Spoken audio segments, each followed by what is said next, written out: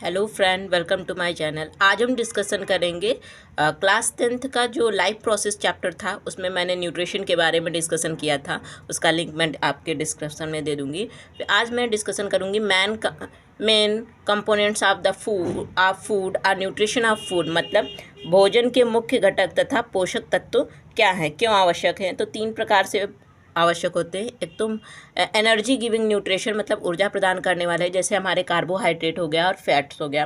Carbohydrate किससे मिलकर बना होता है? कार्बन, हाइड्रोजन और ऑक्सीजन से मिलकर बना होता है। कार्बोहाइड्रेट क्या कार्य करता है? कार्बोहाइड्रेट 3 प्रकार के होते हैं। Monosaccharide carbohydrate, disaccharide carbohydrate, polysaccharide. Monosaccharide में कौन आएगा? हमारा ग्लूकोज आएगा, गैलेक्टोज आएगा, फ्रक्टोज होगा।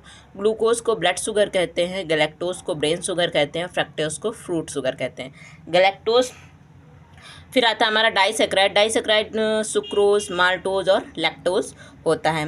लैक्टोज दूध में पाया जाता है, जो लैक्टोबैसिलस नामक बैक्टीरिया इसे दही में कन्वर्ट करता है। लैक्टोज का निर्माण जो होता है ग्लूकोज और गैलेक्टोज से मिलकर क्या बनता है? लैक्टोज बनता है। और सुक्रोज का निर्माण ग्लूकोज और फ्रक्टोज से किसका निर्माण होता है? सुक्रोज का निर्माण होता है। फिर आता है पॉली सेक्राइड, जैसे हमारा स्टार्च हो गया, ग्लाइकोजन हो गया। स्टार्च जैसे आपने देखा होगा कि आलू को काट दो और थोड़ी देर के लिए रख दो तो वो भूरा भूरा सा हो जाएगा, ब्लू कलर का, ब्लैक ब्लैक का, तो वही उसमें स्टार्च उपस्थित होता है, इसीलिए वो हो जाता है। फिर ग्लाइकोजन, ये हमारे यकृत सेल्स में भी पाया जाता है। फिर कार्बोहाइड्रेट क्यों आवश्यक हैं, क्या उपयोगिता है, क्यों लेना चाहिए? तो जैविक कार्यों के लिए हमें ऊर्जा प्रदान करता है और ग्लूकोज को ग्लाइकोजन के रूप में लीवर सेल्स में संचित किया जाता है। थर्ड है हमारा कि ग्लूकोज को क्या कहते हैं? फ्लू ऑफ सेल्स, मतलब कोशिका का ईंधन कहते हैं, क्योंकि यह तुरंत हमें एनर्जी देता है। इसलिए जो एथलीट्स होते हैं, ग्लूकोज या डॉक्टर ज़्यादातर ग्लूकोज का रिकमेंडेशन करते हैं। फिर आता है हमारा अगला कंपाउंड फैट्स, वसाएं। ये किससे मिलकर बना होता है? कार्बन डाइऑक्साइड और कार्बन, हाइड्रोजन और ऑक्सीजन से मिलकर बना होता है, लेकिन इसमें ऑक्सीजन की मात्रा सबसे कम होती है। और वसा जो होता है वो किस में पाया जाएगा? जैसे हमारा मक्खन हो गया, पनीर हो गया, दूध हो गया, घी हो गया, नारियल, बादाम, मूंगफली, सरसों तेल, ये सब क्या है? हमारे वसा के स्रोत हैं। वसा का उपयोग किसके लिए होगा? एक तो वसा का प्रयोग हम वसा ऊर्जा प्रदान करती है, शरीर को आकृति प्रदान करती है और शरीर में जो अतिरिक्त भोज्य पदार्थ होता है वसा के रूप में संचित होता है। ये ताप नियंत्रक व कोशिका कला के निर्माण में भी सहयोग करती है। ये हमारे वसा के कार्य हो गए। फिर सेकंड आता है निर्माणकारी पोषक तत्व। इसमें आएगा आपका प्रोटीन्स। प्रोटीन्स मिलकर बना होता है कार्बन, हाइड्रोजन, ऑक्सीजन व नाइट्रोजन से। प्रोटीन कई अमीनो अम्ल से मिलकर बना होता है। अमीनो अम्ल को ही क्या कहते हैं? प्रोटीन्स की इकाई कहते हैं। और अमीनो अम्ल पेप्टाइड बंधों से बना होता है। इसमें क्या पाया जाएगा? नाइट्रोजन पाया जाएगा। और ये 20 अमीनो अम्ल से एक प्रोटीन का निर्माण होता है। 10 शरीर संश्लेषण के द्वारा प्राप्त होते हैं और 10 हमारे भोजन के द्वारा प्राप्त होते हैं। तो टोटल 20 अमीनो अम्ल से हमें किसका निर्माण होगा? एक प्रोटीन्स का निर्माण होगा।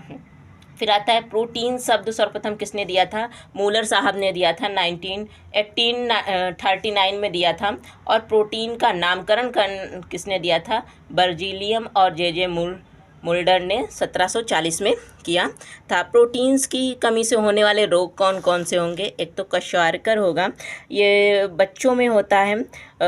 इसमें क्या होता है? 12 माह की आयु के बच्चों में होता है। या बच्चों की बाजू, इसके लक्षण क्या बताएंगे? बच्चों की बाजू तथा टांगें जो होती हैं अत्यधिक पतली हो जाती, प्रतिरक्षा प्रणाली भी कमज़ोर हो जाती है इनकी, और मानसिक मंदता भी पाई जाती है। फिर आता है मेरेस्मस, या 6 माह से 1 वर्ष के बच्चों में होता है। इसमें क्या हो जाता है कि कमज़ोर प्रतिरक्षा प्रणाली होती है, भूख ना लगना होता है, डायरिया होता है, मानसिक मंदिता होती है और मंद नाड़ी या सांस की गति होती है। फिर हमारा आता है कि प्रोटीन्स हमारे शरीर के लिए क्यों आवश्यक हैं, इसकी उपयोगिता क्या बताएंगे?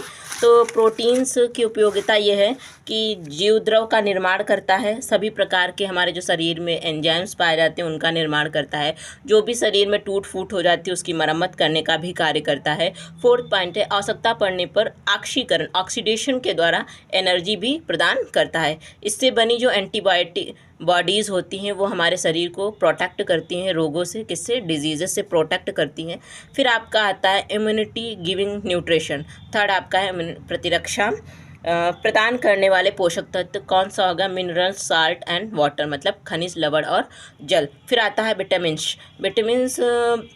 विटामिन्स क्या होते हैं, ये एक जटिल कार्बनिक पदार्थ होते हैं जो शरीर को प्रतिरक्षा प्रदान करते हैं। इसकी कमी से अपूर्णता रोग होता है। विटामिन्स जल में पाई जाती हैं। जल में घुलनशील विटामिन्स पूछे तो BC मतलब भैंस गई पानी में, विटामिन B और विटामिन C।